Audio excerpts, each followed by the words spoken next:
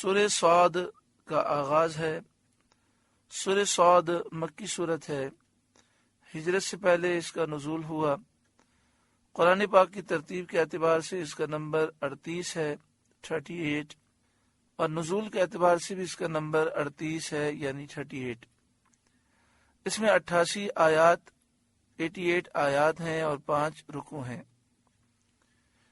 اس سورہ مبارکہ کا ایک نام سورہ داود بھی ہے۔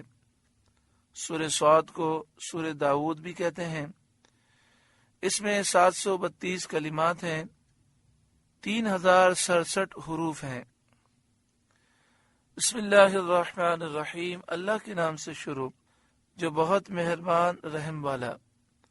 صاد، صاد حروف مقطعات میں سے ہے، جس کی معنی اللہ جانتا ہے اور اللہ کی عطا سے اس کے محبوب صلی اللہ علیہ وآلہ وسلم جانتے ہیں۔ والقرآن ذی الذکر، اس نامور قرآن کی قسم جو شرف والا کلام ہے۔ یہ کلام معجز ہے، دشمنان اسلام کو عاجز کر دینے والا ہے۔ اس کلام نے ساری مخلوق کو عاجز کر دیا، کوئی اس کا مقابلہ نہ کر سکا۔ بل الذین کفروا فی عزت و شقاق، بلکہ کافر تکبر اور خلاف میں ہیں، اختلاف میں ہیں۔ یعنی کافر نبی اکرم صلی اللہ علیہ وآلہ وسلم سے عداوت دشمنی رکھتے ہیں اور ضد میں مبتلا ہیں اور تکبر میں مبتلا ہیں، اس لیے وہ حق کو تسلیم نہیں کرتے۔ کم اہلکنا من قبلہم من قرن، ہم نے ان سے پہلے کتنی قومیں ہلاک فرمائیں کہ جب ان لوگوں نے انبیاء کی مخالفت کی اور تکبر کیا تو کتنی ہی امتیں ہم نے ہلاک کر دیں۔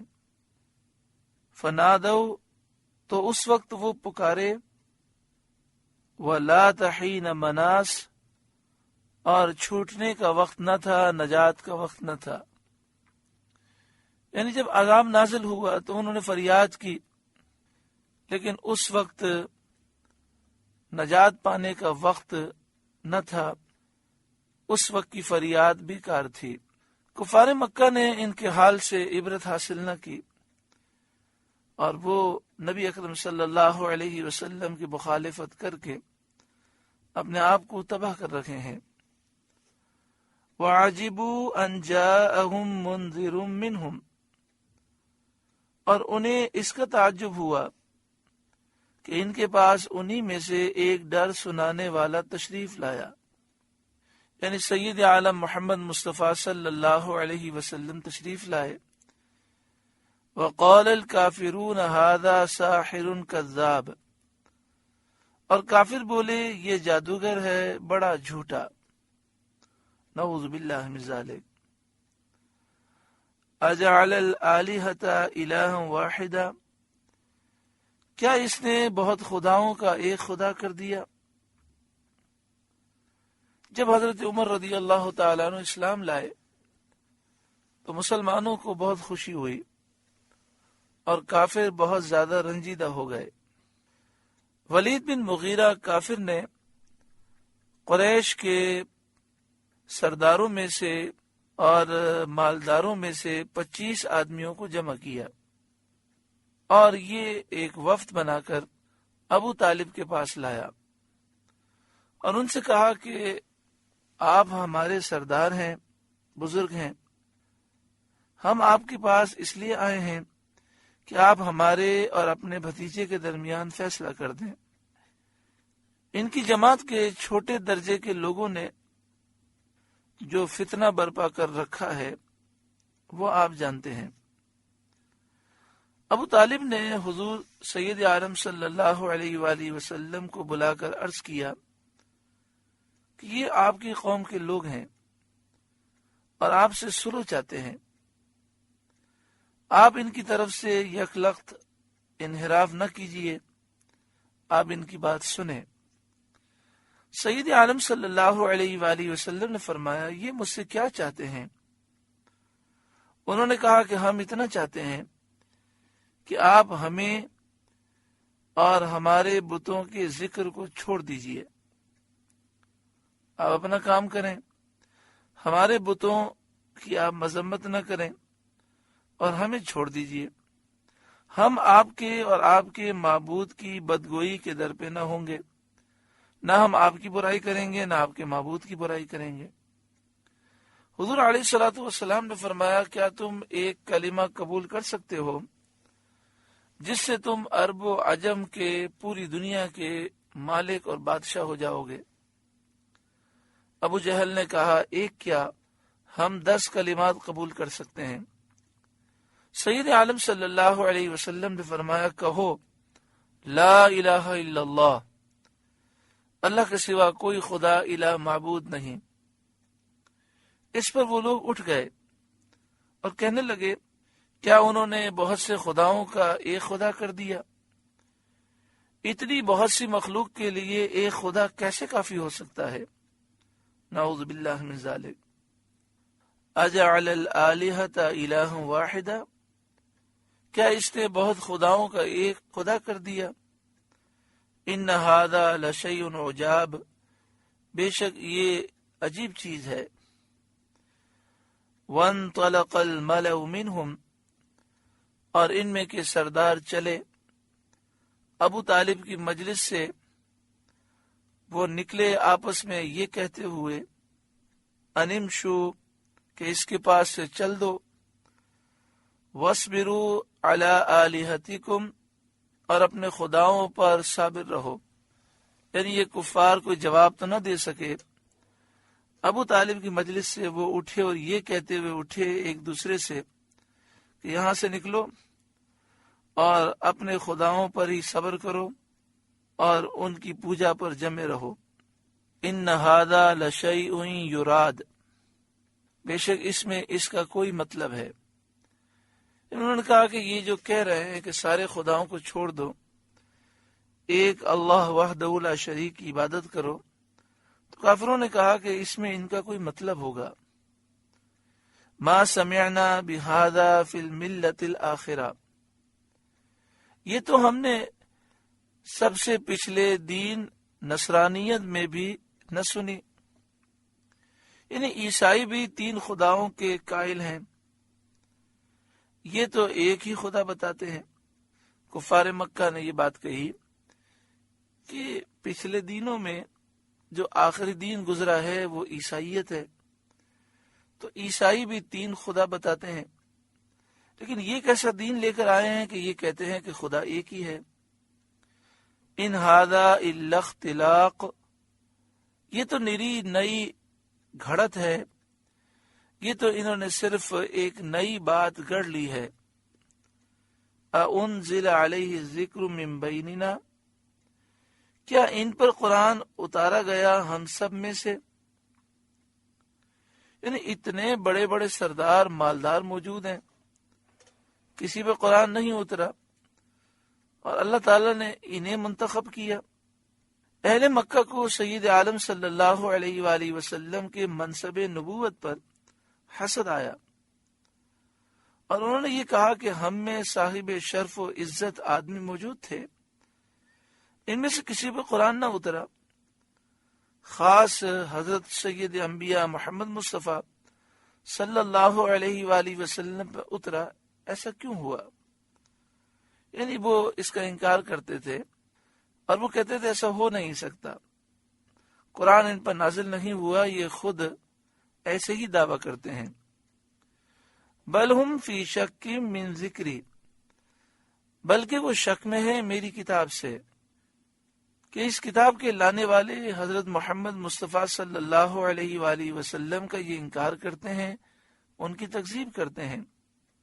بل لما یذوقوا عذاب، بلکہ ابھی میری مار انہوں نے چکھی نہیں ہے۔ اگر میرا عذاب چکھ لیتے تو یہ شک باقی نہ رہتا، یہ جھٹلانا باقی نہ رہتا، یہ حسد کچھ بھی باقی نہ رہتا، اور نبی اکرم صلی اللہ علیہ وسلم کی تصدیق یہ لوگ کرتے۔ لیکن عذاب چکھنے کے بعد اس وقت کی تصدیق کرنا اور ایمان لانا مفید نہ ہوتا۔ ام عندهم خزائن رحمت ربک العزیز الوہاب، کیا وہ آپ کے رب کی رحمت کے خزانچی ہیں؟ وہ رب جو عزت والا ہے، بہت عطا فرمانے والا ہے، تو کیا وہ آپ کے رب عزیز وہاب کی رحمت کے خزانوں کے مالک ہیں؟ اور کیا نبوت کی چابیاں ان کے ہاتھ میں ہیں، جسے چاہیں دیں؟ یہ اپنے آپ کو کیا سمجھتے ہیں؟ یہ اللہ تعالیٰ اور اس کی مالکیت کو نہیں جانتے۔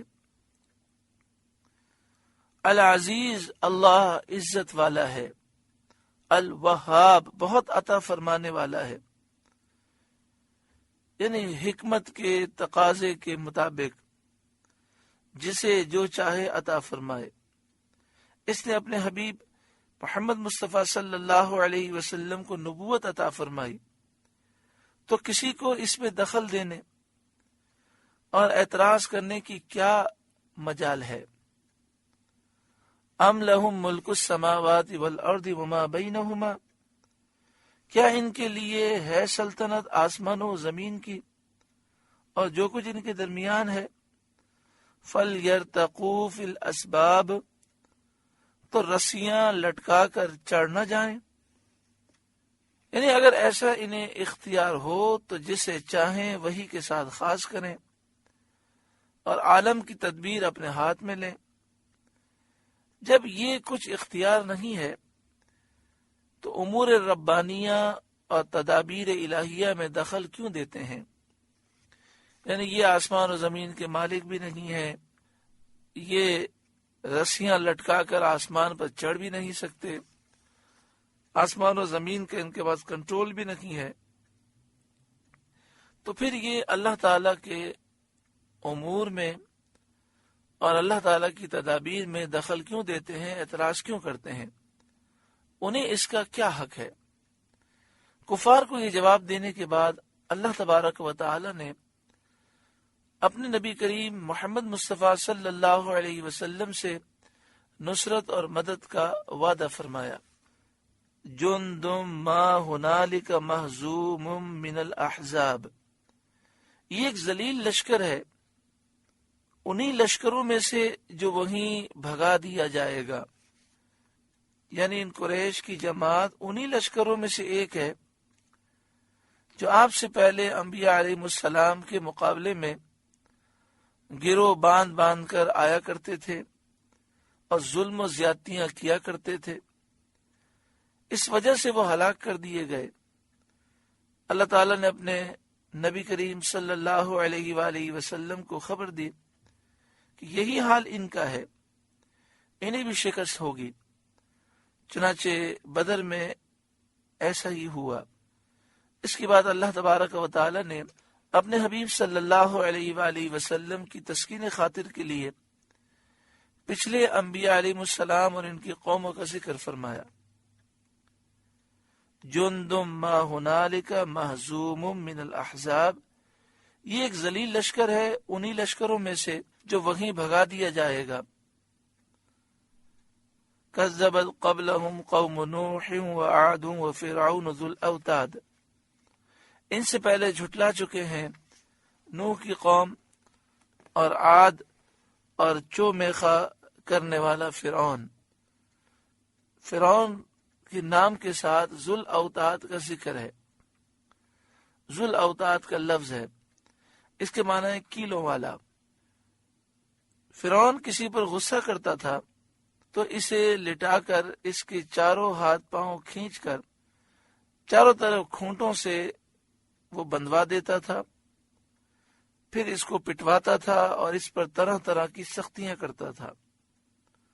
وَثَمُودُ وَقَوْمُ لُوطٍ وَأَصْحَابُ الْأَيْكَةِ، اور سمود اور لوط کی قوم اور ایکا والے بن والے جو حضرت شعیب علیہ السلام کی قوم سے تھے۔ اولئک الاحزاب، یہ ہیں وہ گروہ جو انبیاء کے مقابلے میں جتھے باندھ کر آئے اور پھر تباہ ہوئے۔ مشرکین مکہ انہی گروہ میں سے ہیں۔ ان کل الا کذب الرسل فحق عقاب، ان میں کوئی ایسا نہیں جس نے رسولوں کو نہ جھٹلایا ہو تو میرا عذاب لازم ہوا۔ یعنی ان گزری ہوئی امتوں نے جب انبیاء علیہ السلام کو جھٹلایا تو ان پر عذاب لازم ہو گیا، تو ان ضعیفوں کا، کمزوروں کا کیا حال ہوگا جب ان پر عذاب اترے گا کہ موجودہ کافر پچھلے کافروں سے بہت زیادہ کمزور ہیں، وہ اللہ کے غضب کو برداشت نہیں کر سکتے۔ جب بڑے طاقتور کفار اللہ کے عذاب کا مقابلہ نہ کر سکے تو یہ کمزور کیا مقابلہ کریں گے؟ اللہ تعالیٰ قادر مطلق ہے، اس کے عذاب کا کوئی مقابلہ نہیں کر سکتا، لہذا چاہیے کہ وہ اللہ کے حضور جھک جائیں اور توبہ کریں، دنیا بھی سنور جائے گی اور آخرت بھی سنور جائے گی۔ سورہ صاد کا پہلا رکوع مکمل ہوا۔ اللہ رب العالمین اس رکوع کے نور سے ہمارے قلوب کو روشن و منور فرمائے۔